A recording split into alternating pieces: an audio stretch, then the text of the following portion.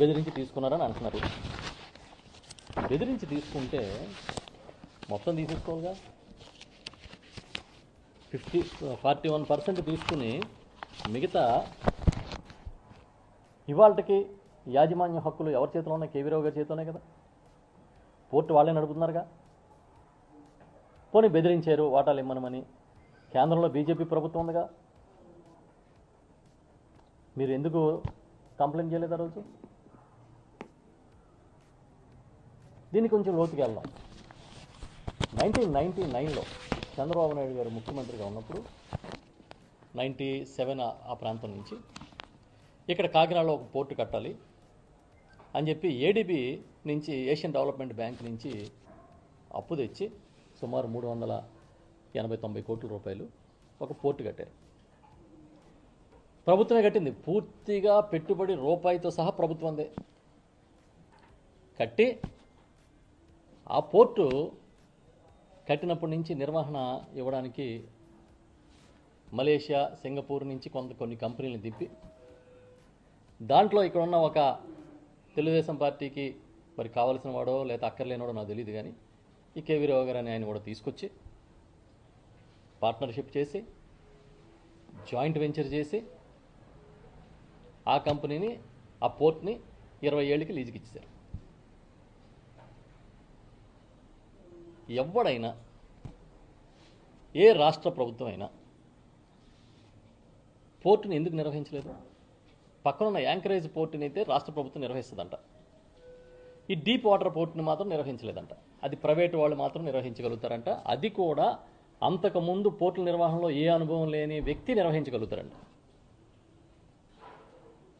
అంతకుముందు నాకు తెలిసి కేవీ రావు గారు అని ఆయన సినిమా రంగంలో ఉన్నాడు. ఆయన నిర్వహించగలుగుతారు ఈ పోర్టుని ప్రభుత్వం నమ్మింది. ఆ రోజు చంద్రబాబు నాయుడు నమ్మారు.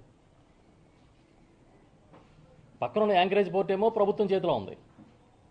డీప్ వాటర్ పోర్టును మాత్రం ఈ ప్రభుత్వం నడపలేదు కనుక వేరే ఒక కంపెనీకి, ఎలాంటి అనుభవం లేని కంపెనీకి ఇచ్చేశారు.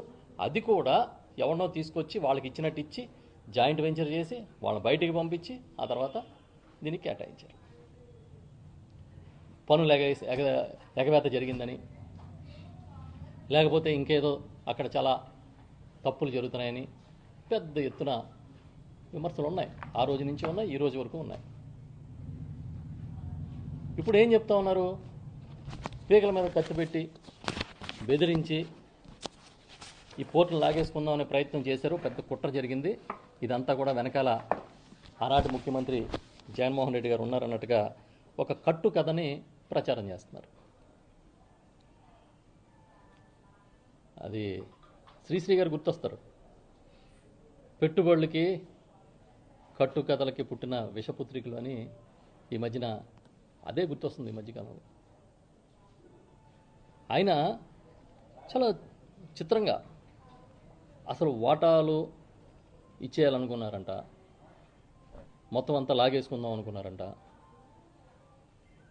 చాలా చిత్రం ఏంటంటే, యాంకరేజ్ పోర్ట్ నుంచి బియ్యం ఎక్స్పోర్ట్ అవుతాయి, డీప్ వాటర్ పోర్ట్ నుంచి బియ్యం ఎక్స్పోర్ట్ అవ్వవు. ఇది అందరికీ తెలిసిన నగ్న సత్యం. ఎందుకంటే గవర్నమెంటే ఆ రకమైన జీవో ఆ రోజు యాంకరేజ్ పోర్ట్ని కాపాడడం కోసం, కార్మికుల భౌతికయాన్ని కాపాడడం కోసం ఒక జీవో ఇచ్చింది. ఇచ్చి దాన్ని అమలు చేస్తున్నారు. ఆ రోజు నుంచి ఈ రోజు వరకు ప్రభుత్వాలు మారినా. మొన్న ఇక్కడికి వచ్చి డిప్యూటీ సీఎం గారు పవన్ కళ్యాణ్ గారు, civil supplies minister Nadendla Manohar గారు ఇక్కడ అంతా పరిశీలన చేసిన తర్వాత ఆ మరుసటి రోజు మనోహర్ గారు ప్రెస్ మీట్ పెట్టి మాట్లాడింది నేను చూశా. ఆయన ఏమంటున్నారంటే, ఈ పోర్టు ద్వారా ఏదైతే డీప్ వాటర్ పోర్ట్ ఉందో ఆ పోర్టు ద్వారా, ఆ పోర్టు అరబిందో తీసుకున్న తర్వాత బియ్యం ఎగుమతులు, అక్రమ ఎగుమతులు పెరిగిపోయినాయి అంటున్నారు. అర్థం కావట్లేదు. యాంబిగ్విటీ ఏంటో అర్థం కావట్లేదు. ఇక్కడి నుంచి ఎగుమతి అయ్యేది యాంకరేజ్ పోర్ట్ నుంచి.